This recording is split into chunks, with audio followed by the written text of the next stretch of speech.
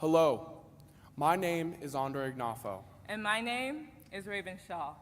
We are gathered here today to talk about what it means to be rooted and renewed in our identities in justice and in the importance of upholding our human dignity within safe spaces in our institutions.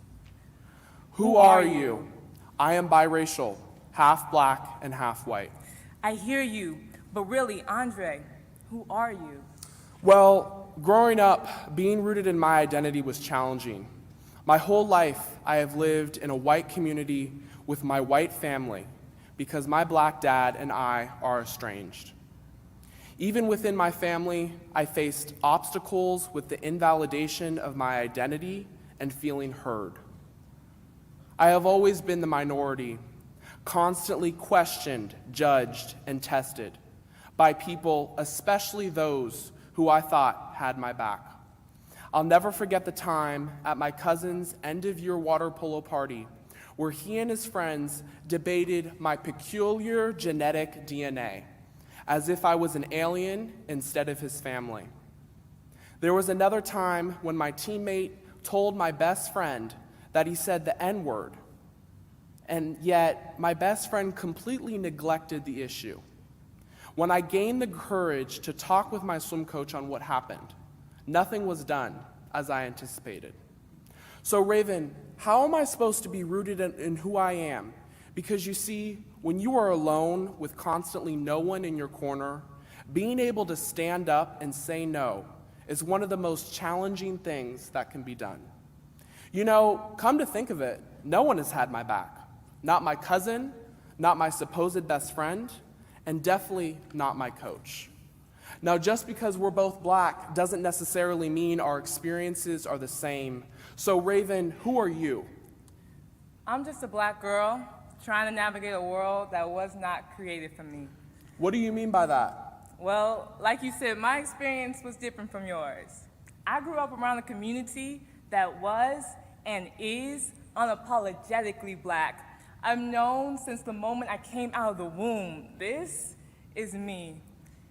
And yet, reimagine. I've had my challenges along the way, like you, as the schools I attended and cities I lived in have always been places where I was a minority.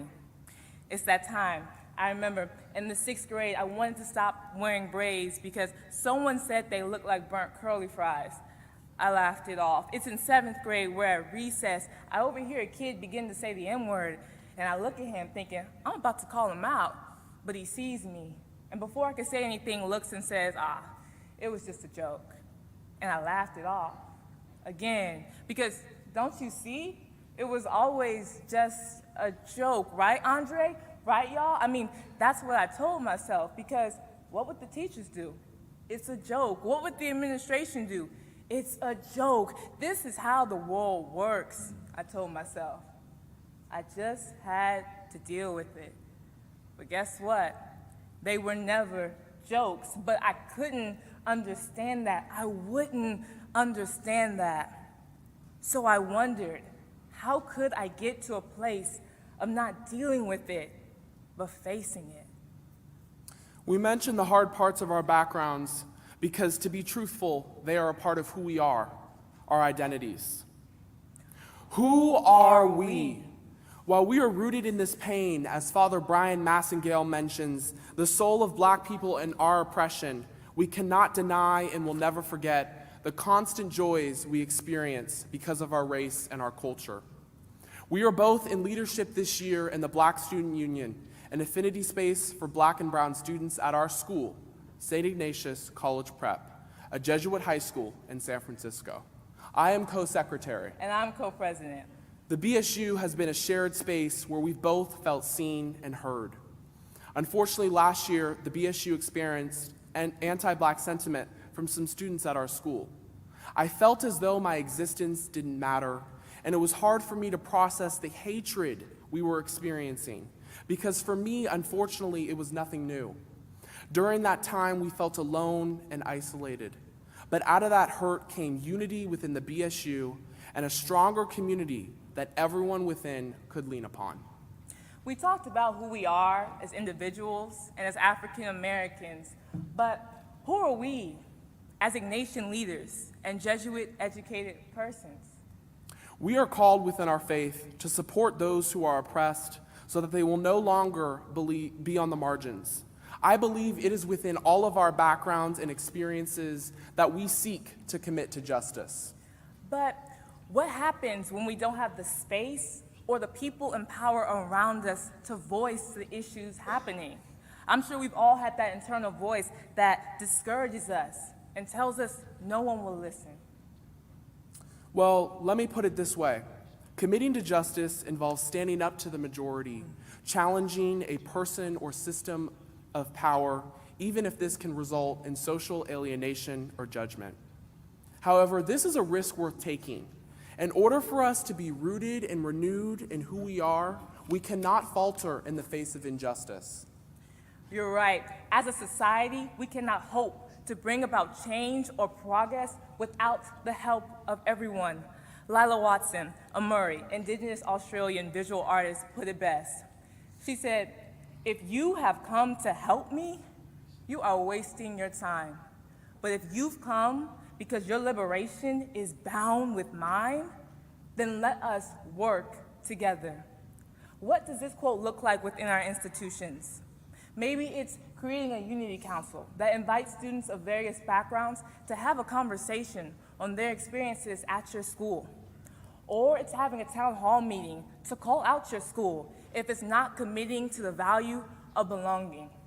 Imagine what would it look like for your schools to have specific safe spaces like affinity groups for minority students. Lila is simply saying that we all cannot be free if one of us is bound by injustice. No.